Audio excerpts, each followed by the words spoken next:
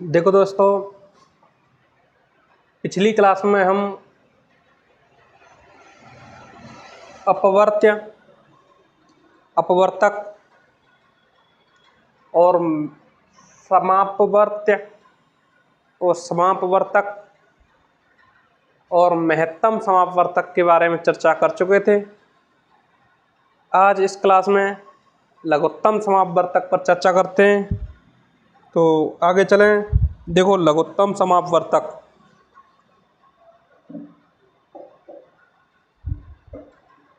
क्या देखते हैं? लघुत्तम समापवर्तक।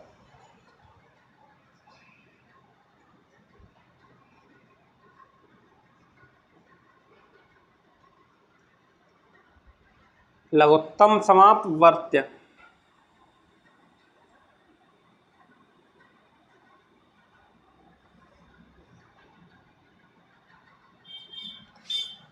देखो, लघुत्तम समापवर्त्य देखो, सबसे पहले लघुत्तम समापवर्त्य की परिभाषा देखें तो लिखो, दो या दो से अधिक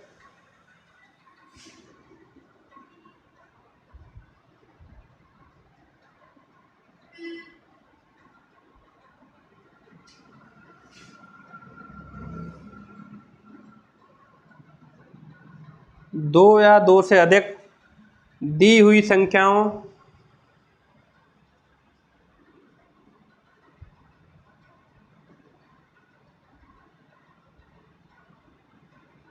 लिखो दोस्तों, दो या दो से अधिक दी हुई संख्याओं के सबसे छोटा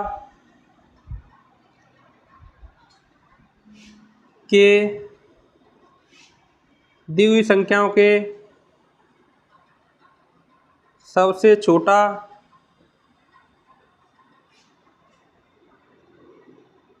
समापवर्त्य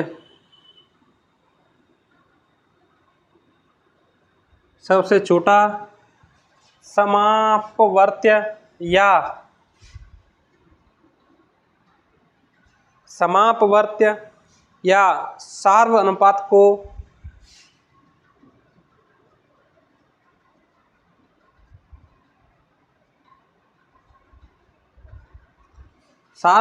को दी हुई संख्याओं का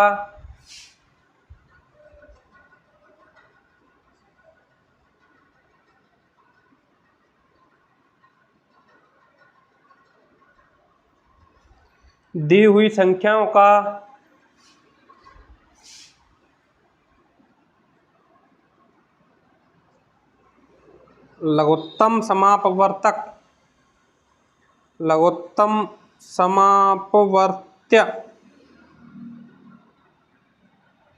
दी हुई संख्याओं का लघुत्तम समापवर्त्य कहलाता है।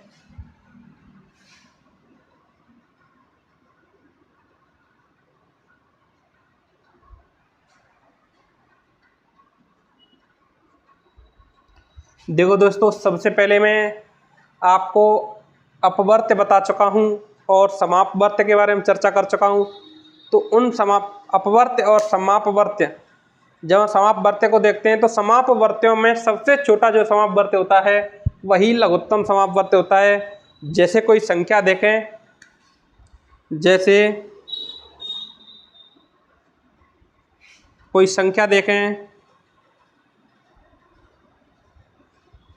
जैसे संख्या ले ली 2 और 4। जैसे दो संख्याएं 2 और 4, देखो सबसे पहले क्या निकालते हैं हम? समापवर्त्य निकालते हैं। क्या निकालते हैं? समापवर्त्य। और समापवर्त्य से पहले हम अपवर्त्य निकालते हैं। क्या निकालते हैं? अपवर्त्य।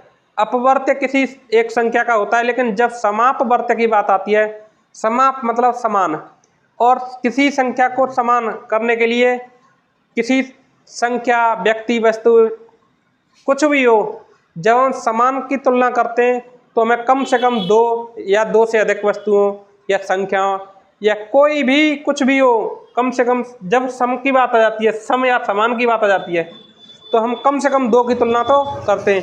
तो जब हम समापवर्त्य निकालते हैं तो कम से कम 2 संख्या तो हमें चाहिए। अर्थात संख्या 2 और 4 का जब हम समापवर्त्य देखते हैं तो क्या आता है? 2 आता है। क्या आता है? 2 आता है। कैसे आता है? मैंने बताया ही था। जैसे 2 का जब हम समापवर्त्य निकालेंगे तो एक तो 2 का जब अपवर्त्य निकालेंगे, क्या अपवर्त्य, सॉरी समापवर्त्य नहीं अपवर्त्य, एक तो अपवर्त्य आता है 2, एक आता है 1 और एक आता है 2। जब 4 का अपवर्त्य निकालते हैं, सॉरी ये अपवर्त्य नहीं, ये अपवर्तक है। जब हम 2 के अपवर्त्य निकालते हैं तो एक तो आएगा 2, एक आएगा 4, एक आएगा 6, एक आएगा 8 और आगे आते जाएंगे। ये होते हैं अपवर्तक। सॉरी मैंने पहले अपवर्तक निकाल दिया था, इसका वो गलत था। इसको देखो 2, जैसे कोई संख्या 2 है, 2 के जैसे ही हम अपवर्त्य निकालेंगे तो या तो संख्या 2 होगी या उससे बड़े होंगे। जैसे 2, 4, 6, 8 और इससे बड़े होते जाएंगे। जैसे हम 4 के अपवर्त्य निकालें तो पहला अपवर्त्य होगा 4, इससे बड़ा 8, इससे बड़ा 12, इससे बड़ा 16 और इस प्रकार आगे निकलते जाएंगे। तो जब हम सबसे छोटा, सबसे पहले तो हम समापवर्त्य देखेंगे। क्या देखेंगे? इसमें समापवर्त्य। ये तो हो गए अपवर्त्य, इस 2 के ये अपवर्त्य, इस 4 के ये अपवर्त्य। जब इसमें ये हो गई, देखो इसको भी मिटाओ, सीधे सीधे एक सारणी के माध्यम से देखते हैं। ये तो हो गई संख्या, क्या हो गई? ये तो हो गई संख्या, ये हो गए अपवर्त्य। ठीक है, ये संख्या, ये अपवर्त्य। अब देखो जब सार्व अपवर्त्य की या समापवर्त्य की बात आती है, सार्व अपवर्त्य या समापवर्त्य, जब सार्व अपवर्त्य या समापवर्त्य देखते हैं तो 2 संख्याओं का, कम से कम 2 संख्याओं का या 2 से अधिक संख्याओं का निकाला जाता है।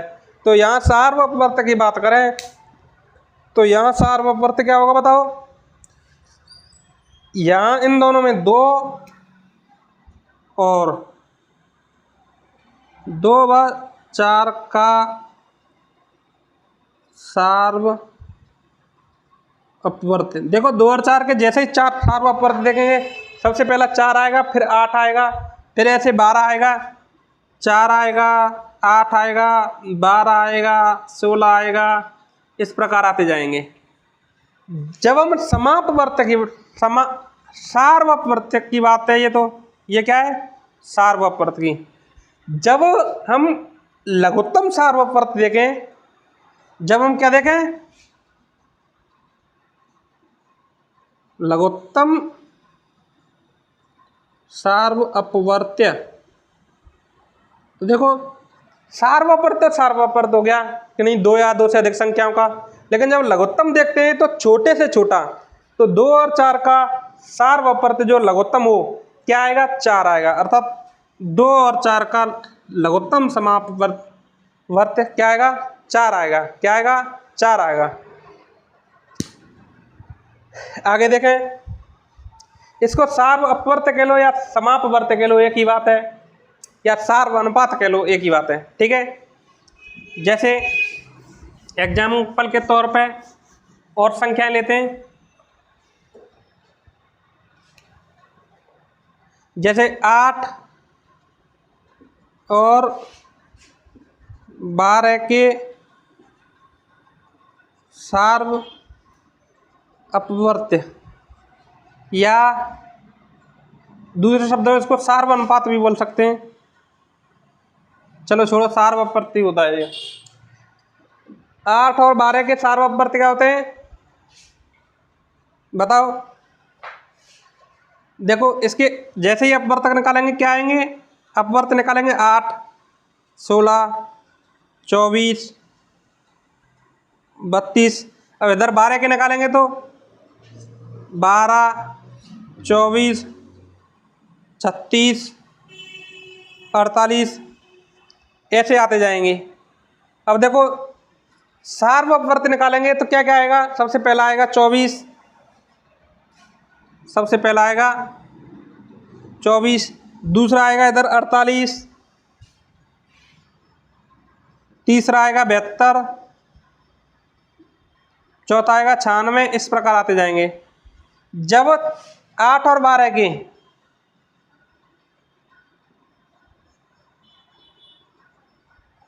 लघुत्तम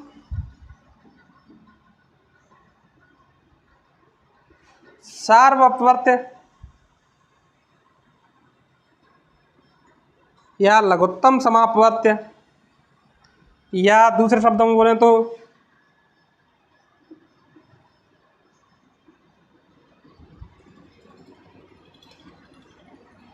देखो इन अपवर्त्यों में ये दो संख्याओं के अपवर्त्य हैं, तो 8 और 12 के लघुत्तम समापवर्त्य क्या होगा? इनमें सबसे छोटा कौन सा है? 24। तो 8 और 12 का लघुत्तम समापवर्त्य हो गया 24। ये हमारा आंसर। ठीक है, इस प्रकार से हमारे लघुत्तम समापवर्त्य आते हैं। अब हम कुछ प्रश्नों के माध्यम से लघुत्तम समापवर्त्य को और देखने की कोशिश करते हैं। प्रश्न करेंगे इस लघुत्तम समापवर्त्य के ऊपर। देखो,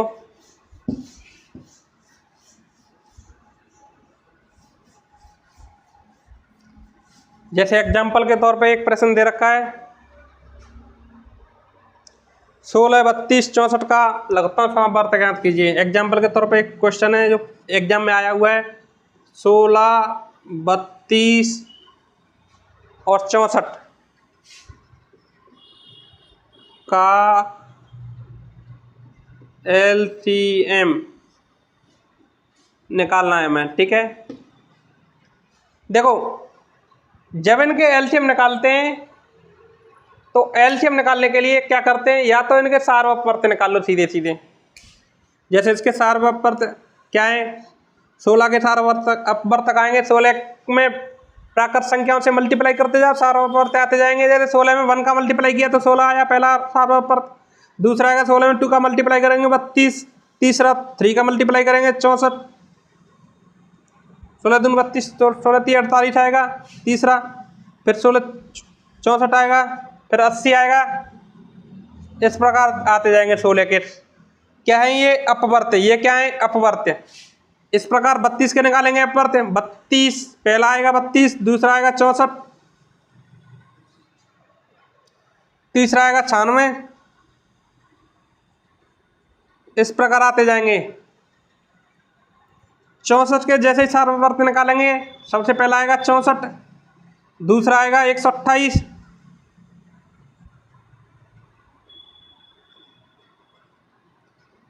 इसी प्रकार और आते जाएंगे।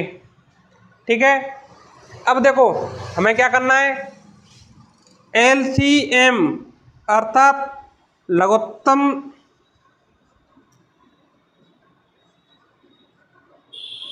समापवर्त्य, या दूसरे शब्दों में कहें तो लघुत्तम सार्ववर्त्य।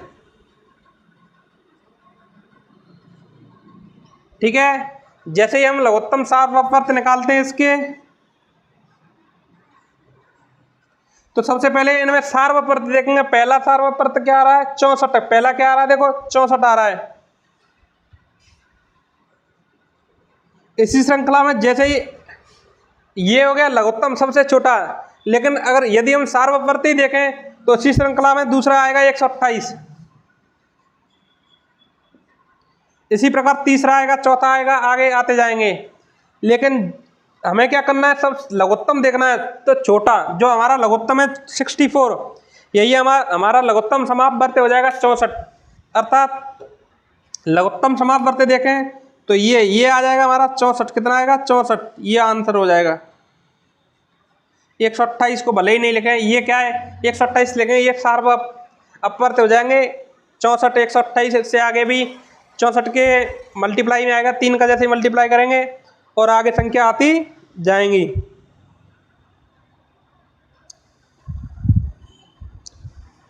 आगे और संख्या देखें, उसके लघुत्तम सार्ववर्त्य या लघुत्तम समापवर्त्य देखें।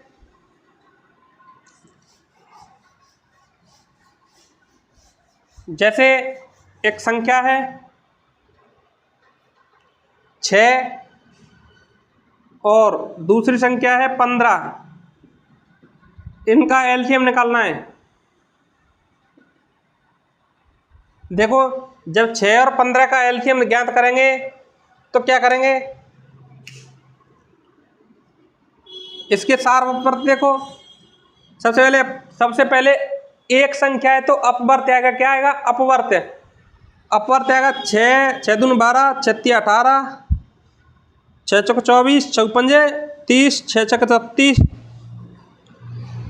6 सत्ते 42, इस प्रकार आते जाएंगे। ये जो संख्या है 15, इस 15 के आएंगे अपवर्त। कैसे निकालेंगे, 15 1 15, 15 दूनी 30, 15 तिया 45, 15 चौका 60, 15 5 75, 15 छक्के 90, 15 सत्ते 105, ऐसे आते जाएंगे। ठीक है। जब इन वाले ये क्या है, ये अपवर्त हैं, क्या है, ये है अपवर्त्य और ये भी अपवर्त्य हैं, ये हो गए अपवर्त्य। अब निकालें इनके समापवर्त्य। क्या निकालें, जैसे 6 और 15 के समापवर्त्य जैसे ही निकालते हैं तो देखो सबसे पहला समापवर्त्य क्या आ रहा है, इसमें दोनों में जो संख्या समान होगी वो पहला समापवर्त्य होगा। बताओ,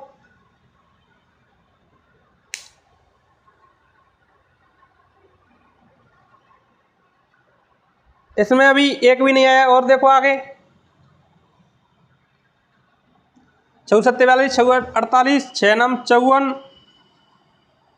फिर आएगा 60, फिर आएगा 66, इस प्रकार आते जाएंगे। तो देखो पहली संख्या जो दोनों में कॉमन है, समान है, वो संख्या कौन सी है, देखो 30 इसमें है, पहली संख्या 30 देखो इसमें है। तो पहली संख्या पहला जो समापवर्त्य होगा 30 होगा। देखो 60 इसमें है, 60 इसमें है, तो दूसरा जो समापवर्त्य होगा 60 होगा, तीसरा समापवर्त्य 90 होगा, चौथा समापवर्त्य होगा 120। इस प्रकार समापवर्त्य चलते जाएंगे आगे। अब हमें क्या करना है, 6 और 15 का मेन रूप से क्या करना है, एलसीएम निकालना है। क्या, एलसीएम। एलसीएम का मतलब हो गया लघुत्तम समापवर्त्य, अर्थात 6 और 15 का लघुत्तम समापवर्त्य। जब 6 और 15 का लघुत्तम समापवर्त्य देखें, ये तो है समापवर्त्य 6 और 15 के 30, 60, 90, 120। अब इसमें लघुत्तम देखना है तो लघुत्तम क्या आएगा, 30 आएगा। लघुत्तम क्या आएगा, 30। ये हमारा लघुत्तम समापवर्त्य एलसीएम हो जाएगा। इसी प्रकार के एलसीएम को निकालने की एक विधि है, उसको बोलते हैं भाग विधि। क्या है, भाग विधि। और एक है अभाज्य गुणनखंड विधि। कौन सी, अभाज्य गुणनखंड विधि। इन्हीं संख्याओं के इसी एग्जाम्पल के माध्यम से उन विधियों को देख लेते हैं। कुछ अपवर्त्य निकालना और लघुत्तम समापवर्त्य निकालना उनसे सरल हो जाता है। उस देखो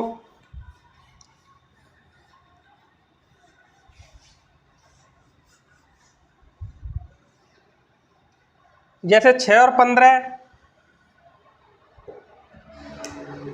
का एलसीएम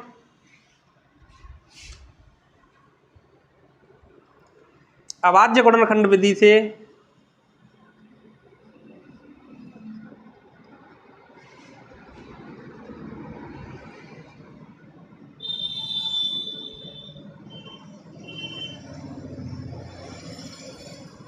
ज्ञात करना। देखो अभाज्य गुणनखंड विधि से ज्ञात करना। देखो जैसे 6, इसके अभाज्य गुणनखंड क्या है, 2 और 3, 2 तिया 6। ये संख्या 15, इसके अभाज्य गुणनखंड क्या है, 3 × 5। ठीक है। देखो जब अभाज्य गुणनखंड विधि से किसी संख्या का एलसीएम निकालना होता है तो सबसे पहले हम संख्या के अभाज्य गुणनखंड लिखते हैं। क्या करते हैं, संख्या के अभाज्य गुणनखंड लिखते हैं। तो हमने दोनों संख्याओं के अभाज्य गुणनखंड लिख लिए। जैसे 6 का अभाज्य गुणनखंड 2 × 3 और 15 का अभाज्य गुणनखंड 3 × 5। क्या, 3 × 5। तो सबसे पहले दोनों संख्याओं के अभाज्य गुणनखंड लिखते हैं। अभाज्य गुणनखंड लिखने के बाद में हम क्या करते हैं, जो संख्याएं दोनों में कॉमन होती हैं उस संख्या को लिखते हैं। सबसे पहले क्या करते हैं, जो संख्या दोनों में कॉमन होती हैं, यहाँ दोनों में क्या कॉमन है बताओ, 3। क्या कॉमन है, 3। उसके बाद में जो संख्या दोनों में कॉमन नहीं होती उस संख्या को लिखते हैं। बताओ, इसमें 2 जो कॉमन नहीं है उसको लिख लेंगे, इसमें 5 जो कॉमन नहीं है उसको लिख लेंगे, और तीनों को आपस में मल्टीप्लाई कर देते हैं, और जो मल्टीप्लाई आता है वही हमारा लघुत्तम समाप्त वर्त अर्थात एलसीएम होता है। क्या होता है, एलसीएम। देखो 3 दूनी 6, 6 पंजे 30, क्या आ रहा है 30। ये 30 क्या है बताओ, 6 और 15 का एलसीएम। इसको ऐसे मत लिखो, ये तो हो गए अभाज्य गुणनखंड।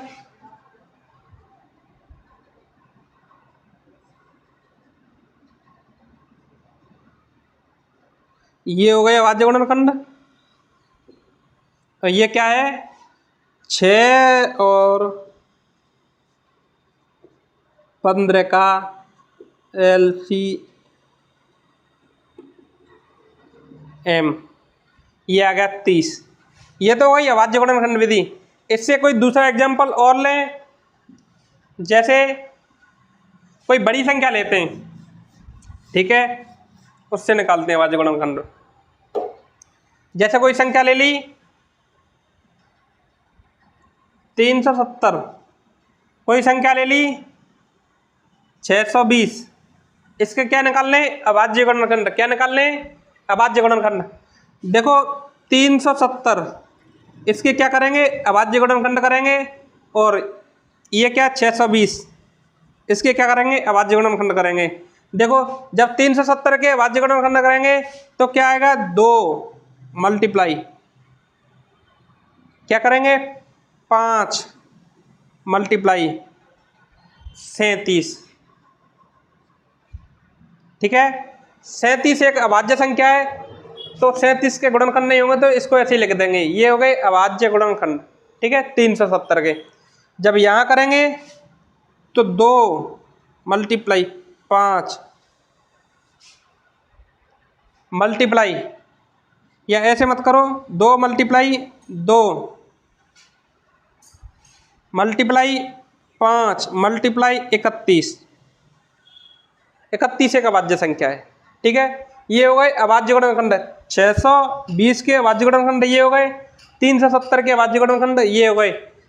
यदि आप पे इस प्रकार अभाज्य गुणनखंड निकालना नहीं आता है तो इसकी दूसरी विधि बताता हूँ, अभाज्य गुणनखंड निकालने की दूसरी विधि।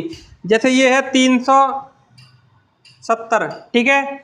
370 को सबसे पहले ऐसे तोड़ो कि 2 संख्या में तोड़ दो, एक जिसमें से एक संख्या अभाज्य हो, दूसरी संख्या भाज्य हो। जैसे 370 को अभाज्य गुणनखंड के रूप में तोड़ते हैं तो सबसे पहले 2 इसको कर लेते हैं 10, ऐसे करो 10, और ये हो गई अभाज्य संख्या 37 मल्टीप्लाई इसको कर लेते हैं 10। देखो ये 37 अभाज्य संख्या है, वो 10 भाज्य संख्या है, ठीक है। जैसे ही 10 को तोड़ेंगे तो ये हो गया 2 मल्टीप्लाई 5, 2 और 5 के रूप में, ठीक है, 2 और 5 के रूप में। अब देखो ये जो इधर की संख्या अभाज्य संख्या, ये अभाज्य गुणनखंड हो गए हमारे। देखो सबसे छोटी संख्या 2, उससे बड़ी संख्या 5, उससे बड़ी संख्या 37, इस प्रकार निकाल सकते हैं। यदि आप इस प्रकार भी तोड़ना नहीं आए तो इसकी तीसरी विधि, यदि आप पे इस प्रकार भी तोड़ना नहीं आए तो तीसरी विधि है भाग विधि, सबसे सरल विधि है ये। देखो सबसे पहले इकाई का अंक क्या है, 0। तो ये देखते हैं जब इकाई का अंक 0 होता है तो हमारा उस संख्या में 2 से भाग जाता है। क्या चाहता है, 2 से भाग। सबसे पहले 3 में 2 से भाग देंगे, 2 एकम 2, बचा कितना 1, बचा कितना 1, 1 पे 7 उतारेंगे 16 हो जाएगा, 2 अट्ठे 16, फिर बचा 1 पे 5 उतार लेंगे, ठीक है। अब देखो इकाई का अंक क्या है, इकाई का अंक है 5। जब इकाई का अंक या तो 0 हो या 5 हो, उसमें 5 का भाग जाता है। क्या जाता है, 5 का। अब इसमें 2 का भाग तो नहीं जाएगा, अर्थात इसमें 5 का भाग जाएगा। जैसे ही 5 का भाग देंगे, 5 तिया 15 बचा 1, बचा 3, सॉरी 1 नहीं बचा 3 बचा। जैसे 3 बचेगा तो 5 उतर जाएगा, 5 सत्ते 35। अब 37 एक स्वयं में अभाज्य संख्या है तो इसमें 37 से ही भाग जाएगा। कितनी बार? एक बार। ये जो संख्या अभाज्य संख्या आई है यही इसके अभाज्य गुणनखंड होंगे, अर्थात 370 के जो अभाज्य गुणनखंड होंगे बराबर 2 × 5 × 37, ये इसके अभाज्य गुणनखंड होंगे। ठीक इसी प्रकार 620 के भी अभाज्य गुणनखंड निकाल सकते हैं। जब ये अभाज्य गुणनखंड निकलाते हैं इस प्रकार, तो हम देखते हैं सबसे पहले जो जितनी संख्याएं कॉमन होती हैं उनको लिख लेते हैं। देखो इसमें क्या 1 2 कॉमन है, क्या 1 तो 2 कॉमन है, 1 5 कॉमन है, क्या 1 5 कॉमन है, एक और कोई कॉमन नहीं है। इसमें 1 तो 2 कॉमन है, 1 5 कॉमन है। तो सबसे पहले जब हम एलसीएम निकालें किसका, 370 और 620 का, जैसे ही हम एलसीएम निकालते हैं तो एलसीएम में क्या करेंगे, सबसे पहले जो कॉमन है उसको लिख लेंगे। 2 कॉमन है और 1 5 कॉमन है, ये 2 संख्या लिख ली। अब उसके बाद हम क्या करेंगे, जो कॉमन नहीं है उसको लिखेंगे। तो पहली संख्या में कॉमन क्या नहीं है, 37। दूसरी संख्या में कॉमन क्या नहीं है, 1 तो 2 कॉमन नहीं है जो शेष बचा है, और दूसरी संख्या 31। जो संख्या शेष बचती है और कॉमन नहीं होती लास्ट में उनको लिख लेते हैं। अब इनका जो मल्टीप्लाई करेंगे वही मल्टीप्लाई हमारा 370 और 620 का एलसीएम होगा। देखो मल्टीप्लाई करके देखते हैं, या तो मल्टीप्लाई कर लो, मल्टीप्लाई नहीं करें तो इनको इस प्रकार की घातांक के रूप में लिख सकते हैं। जैसे यहाँ 2 कितनी बार है, 2 बार, तो 2 की पावर 2 मल्टीप्लाई 5 कितनी बार है, 1 बार, 5 की पावर 1 मल्टीप्लाई 37 की पावर 31 की पावर 1 मल्टीप्लाई 37 की पावर 1, इस प्रकार भी लिख सकते हैं। यदि ऐसे नहीं लिखा जाए तो मल्टीप्लाई करके देखते हैं। देखो 2 × 2 4 हो गया, 4 पंजे 20, ये तो हो गया 20 मल्टीप्लाई, ये हो गया 31 × 37। जब 31 × 37 करेंगे तो करके देखो, सबसे पहले इनका मल्टीप्लाई अलग से कर लो, 31 × 37। जैसे इससे मल्टीप्लाई करेंगे तो सबसे पहले आ गया 37, मल्टीप्लाई में करो ये आ जाएगा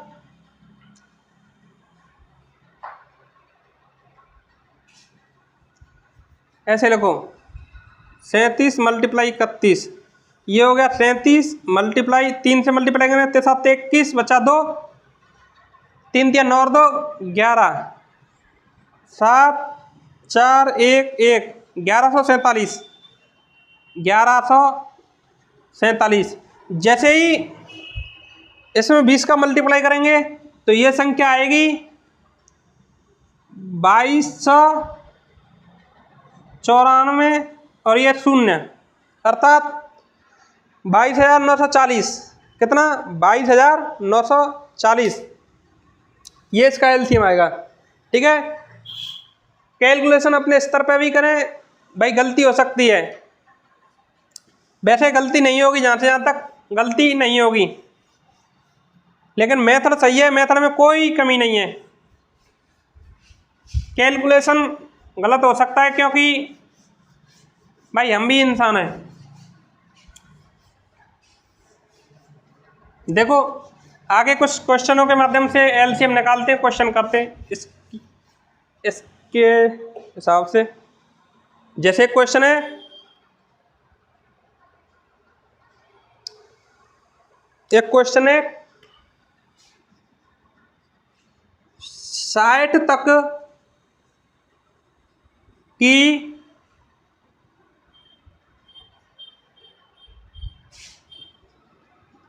उन संख्याओं को ज्ञात कीजिए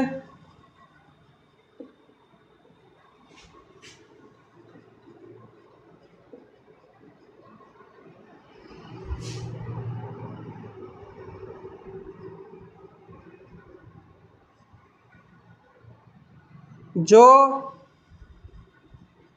4 और 6 से विभाजित हों, 4 और 6 से पूर्णतः विभाजित हों।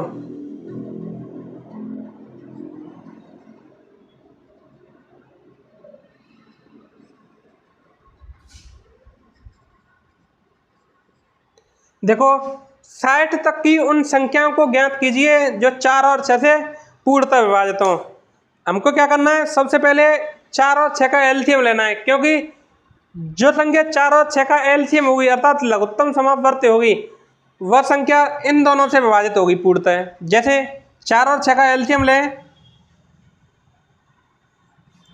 क्या आएगा, देखो 4 और ये 6, इसका जैसे ही एलसीएम लेते हैं, सबसे पहले दोनों संख्या में 2 से भाग जाएगा, 2 लिख लिया, ये 3 यहाँ 2 से दिया भाग 1, ये 3 और यहाँ 3 से दिया 1 1, 2 दूनी 4, 3 दूनी 6, 6 दूनी 12, अर्थात 2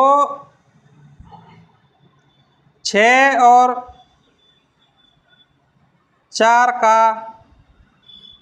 एलसीएम क्या आएगा, 12 आएगा। क्या आएगा, 12 आएगा। देखो 4 और 6 का एलसीएम आ गया 12। हमें क्या करना है, 60 तक की उन संख्याओं को ज्ञात करना है जो 4 और 6 से पूर्णतः विभाजित होंगी। देखो सबसे पहली संख्या और सबसे छोटी संख्या जो 4 और 6 से पूर्णतः विभाजित होगी वो क्या होगी, 12 होगी।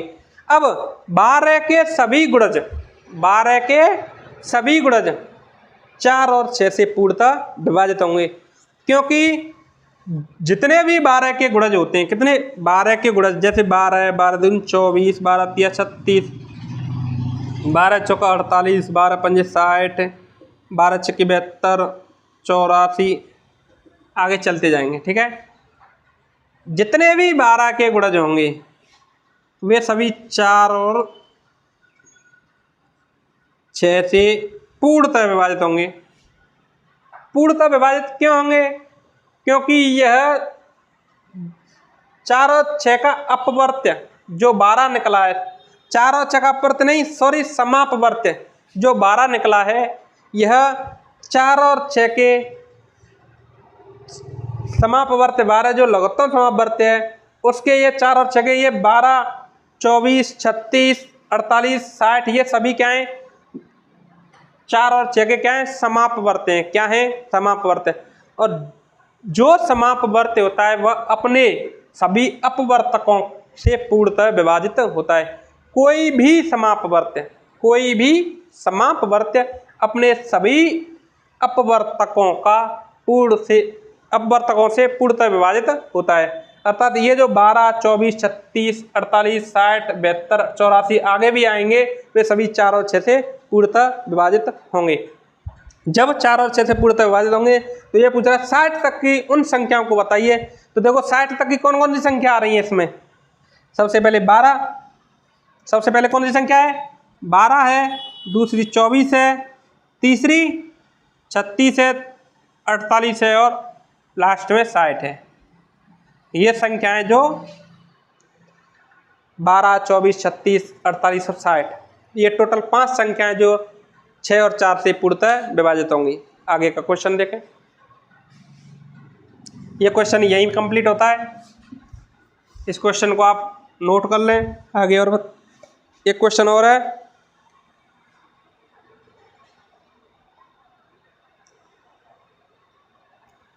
वह छोटी से छोटी संख्या बताइए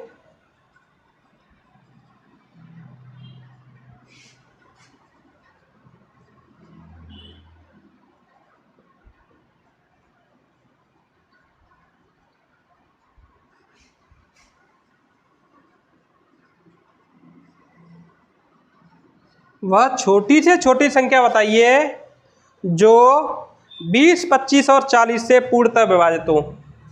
जो 20, 25 और 40 से पूर्णतः विभाजित हो।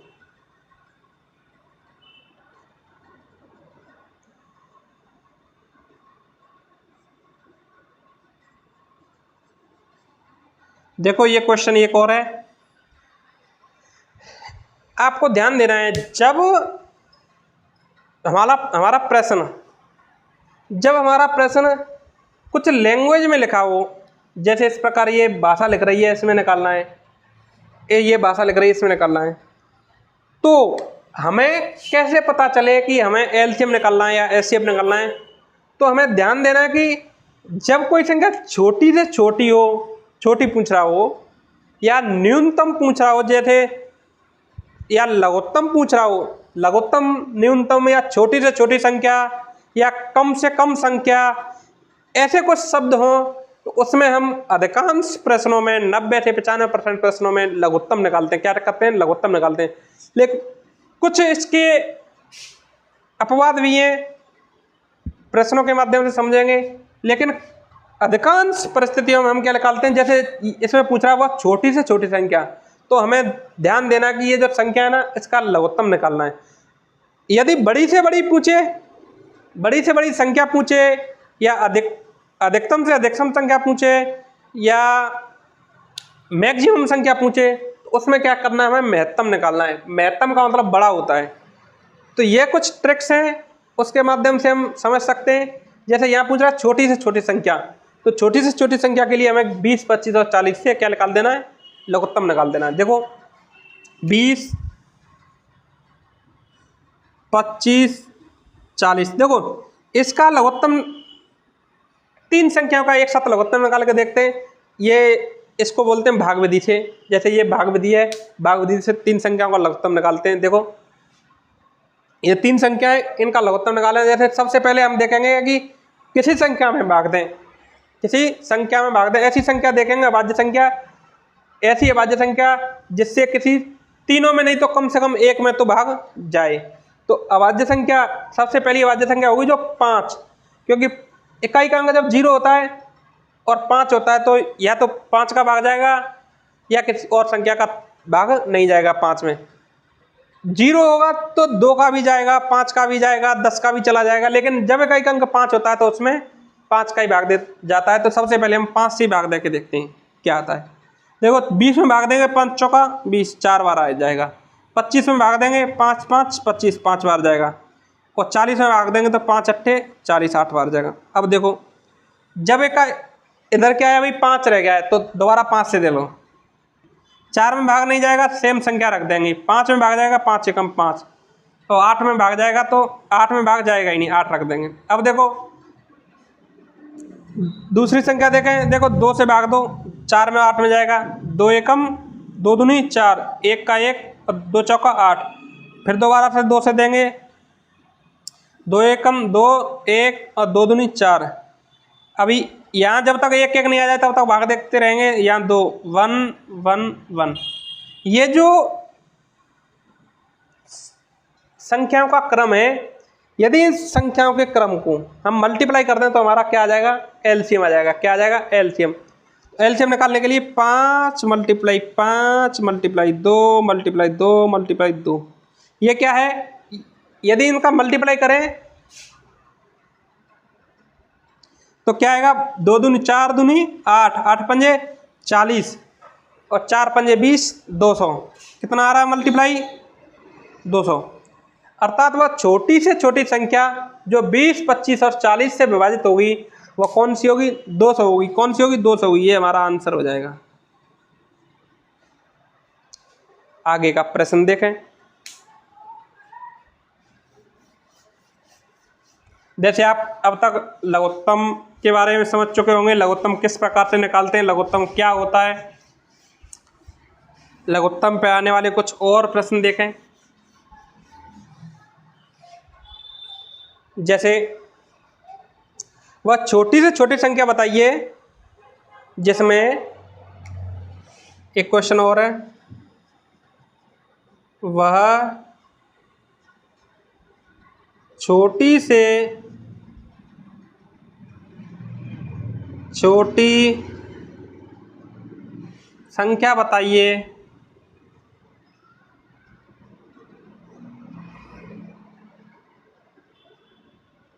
जिसमें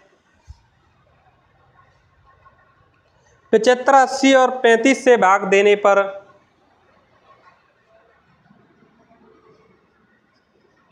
75, 80 और 35 से भाग देने पर 135 से भाग देने पर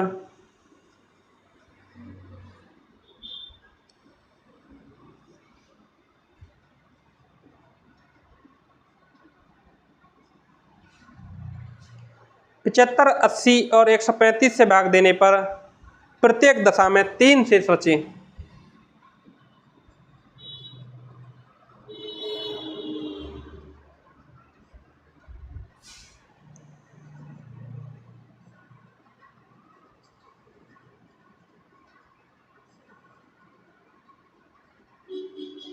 देखो इस प्रश्न के माध्यम से थोड़ा एलसीएम का लेवल अप होता है।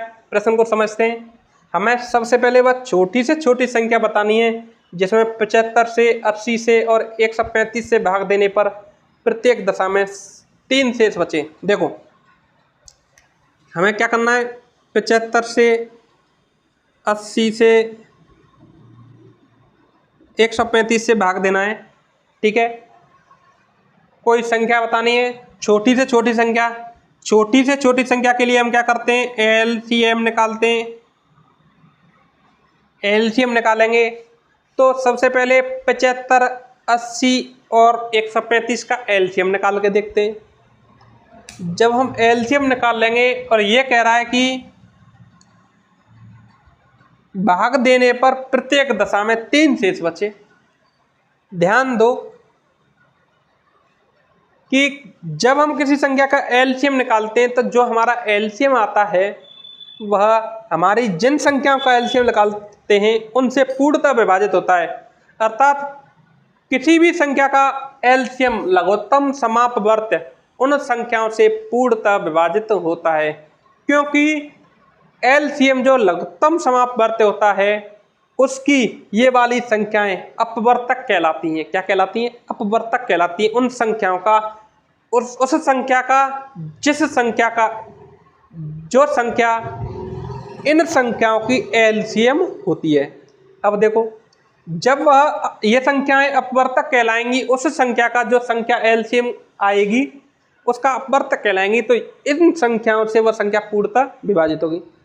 तब इन तीनों संख्याओं से पूर्णतः विभाजित होगी, लेकिन यह कह रहा है कि 3 शेष बचता है।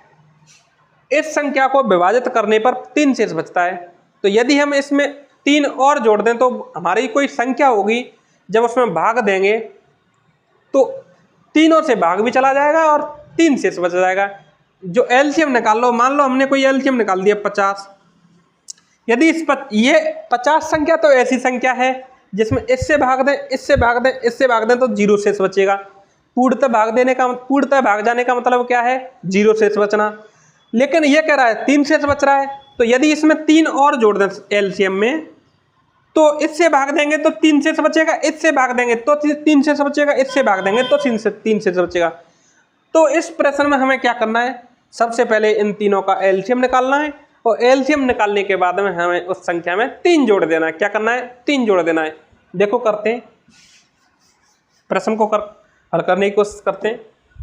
सबसे पहले क्या करना है, 175, ये क्या है 75 है, 175 नहीं सॉरी, ये क्या है 80 है और ये क्या है 135 है। ठीक है, इसका एलसीएम निकाल लें। एलसीएम निकालेंगे सबसे पहले हम अभाज्य संख्याओं से भाग देंगे। देखो यहाँ 5 है, यहाँ 5 है, यहाँ 0 है, तो इसमें सबसे पहले 5 का भाग दे के देखते हैं, क्योंकि 0 इकाई अंक होता है तब 5 का भाग चला जाता है, और जब इकाई का अंक 5 होता है तो 5 का भाग जाता है। तीनों संख्याओं में 5 से भाग चला जाएगा। देखो 15 बार जाएगा, 15 7 75, यहाँ 20 बार जाएगा, 20 बार नहीं जाएगा, 20 बार भाग नहीं जाएगा। यहाँ कितनी बार जाएगा, 5 एकम 5, 16 बार भाग जाएगा, 16 पंजे 80। यहाँ कितनी बार जाएगा, 5 दूनी 10 बचे 3 5 7 35, 27 बार भाग जाएगा। अब देखो 5 से भाग दे दिया, कोई दिक्कत नहीं। अब इकाई अंक यहाँ 5 है, यहाँ 7 है। देखो जब इकाई अंक यहाँ 5 है तो इसमें तो जाएगा 5 से भाग, दोबारा 5 से भाग देते हैं। 5 दिया 15, ये 16 में नहीं जाएगा, ये 27। जिस संख्या में भाग नहीं जाता उस संख्या को सेम रख देते हैं। अब देखो यहाँ 3 है, 3 से भाग देते हैं, 3 एकम 3, ये 16 में भाग नहीं जाएगा 3 का, यहाँ 27 में जाएगा, 27 में भाग जाएगा 3 नाम 27। फिर देखो 9 में 3 का भाग जाएगा,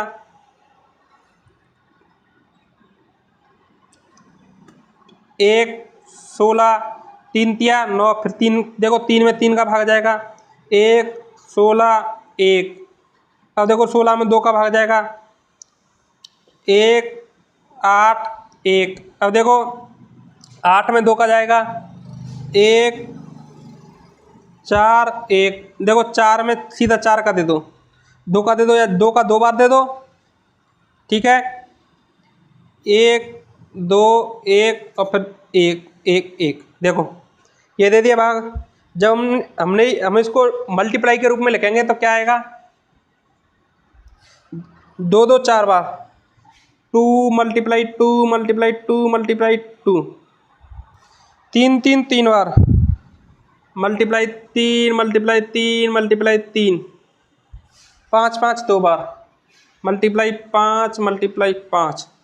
इसको जैसे ही मल्टीप्लाई करेंगे उसमें हम 3 जोड़ देंगे तो हमारी वो संख्या आ जाएगी। देखो सबसे पहले इसका मल्टीप्लाई करके देखते हैं। 2 दूनी 4 दूनी 8, 8 दूनी 16 और 16 पंजे 80, तो ये हो गया 3 3 9 27, ये हो गया, और 5 ये हो गया, 8 पंजे 40, 400 मल्टीप्लाई 27, ये हो गया। अब 27 तिया 81,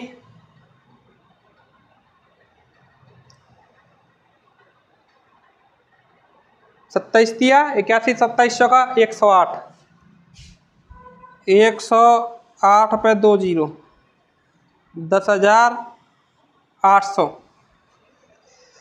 देखो ये संख्या आ रही है 10,800। जब इसमें हम ये तो संख्या आई है क्या 10,800, क्या आया 10,800 एलसीएम है। ये क्या है एलसीएम। जब ये तो एलसीएम है, जब हम वह संख्या निकालेंगे वह छोटी, अर्थात प्रश्न के माध्यम से प्रश्नानुसार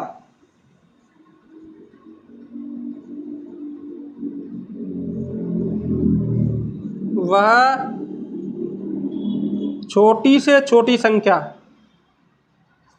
प्रश्नानुसार क्या होगा, वह छोटी से छोटी संख्या जैसे निकालेंगे तो उसमें क्या कह रहा है कि 3 शेष बचे, अर्थात वह संख्या या अभीष्ट संख्या कह लो इसको,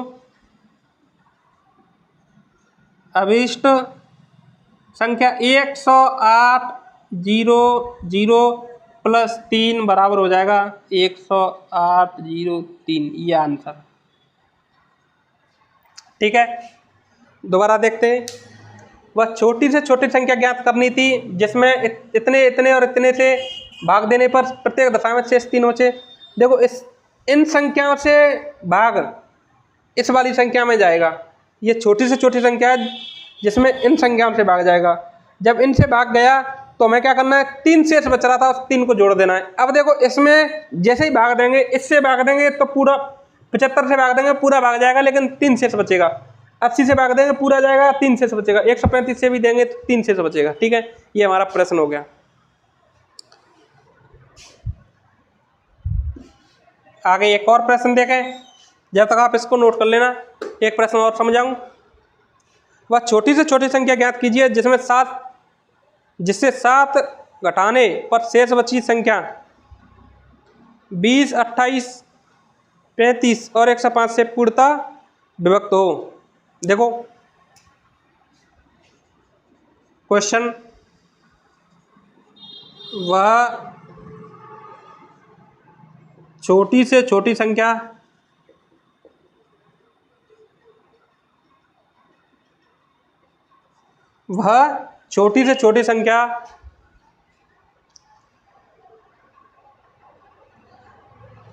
ज्ञात कीजिए जिससे छोटी से छोटी संख्या ज्ञात कीजिए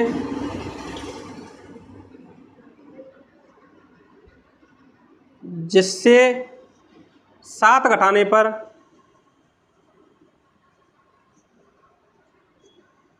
वह छोटी से छोटी संख्या ज्ञात कीजिए जिससे 7 घटाने पर शेष बची संख्या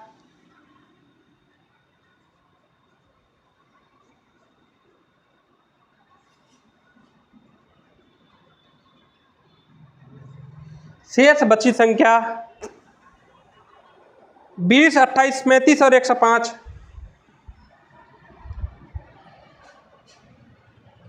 20, 28, 35 और 105।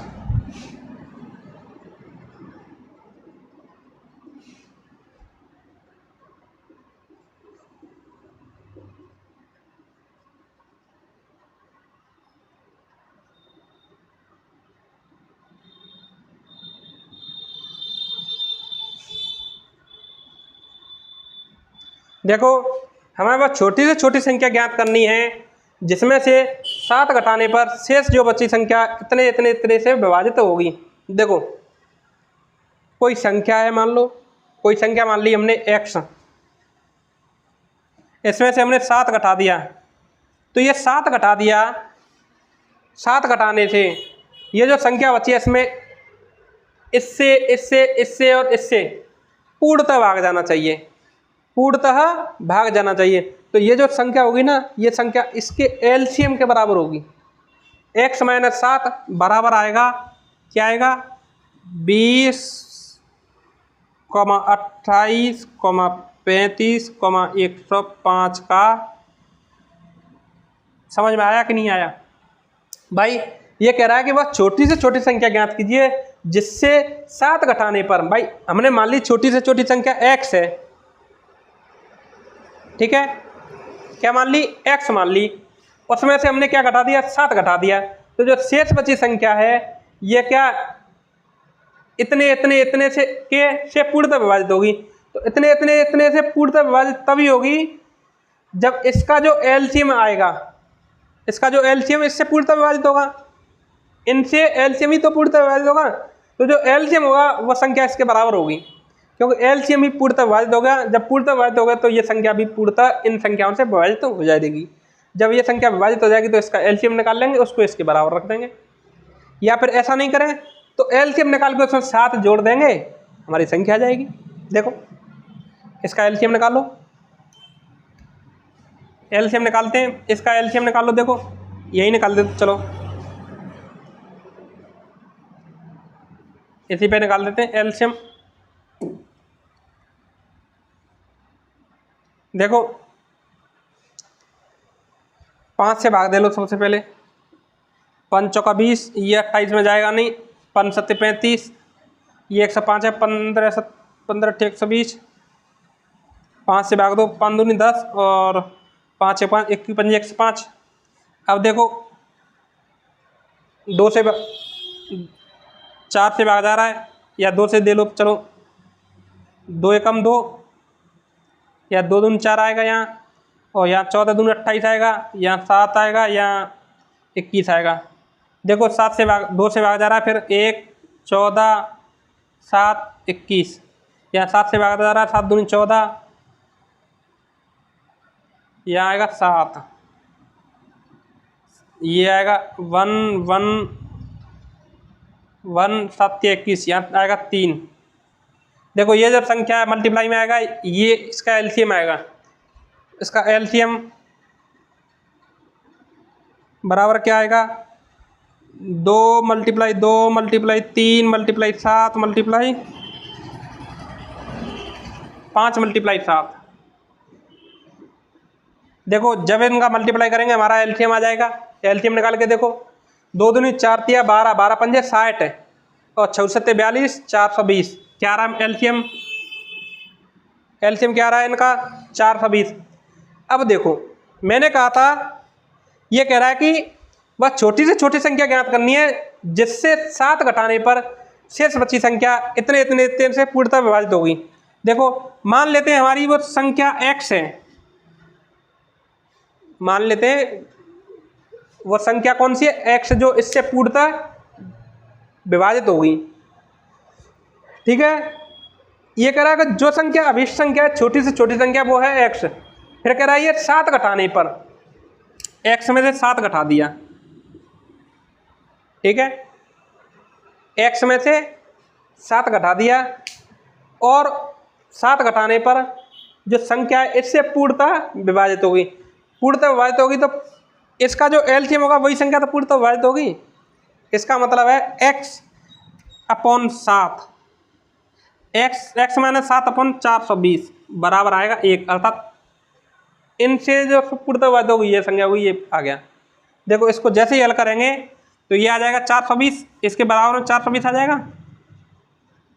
और x का मान निकालेंगे तो x बराबर 427। ये जो 427 जो संख्या है ये अभिष्ट संख्या है जो 20, 28 और 35 से पूर्णतः विभाजित होती है, जिस संख्या में से हम 7 घटाते हैं उससे। अर्थात किसी संख्या में से 7 घटाते हैं तो वो संख्या जो आती है 427 में से 420 रहेगी, 7 घटाने पर 420, और ये जो 420 आता है इससे पूर्णतः विभाजित होता है। ये हमारा 427 जो मेन आंसर होगा। ठीक है, आगे का हल अगली क्लास में करते हैं। इस वाले सेशन को यहीं समाप्त करते हैं। Thank you, best of luck.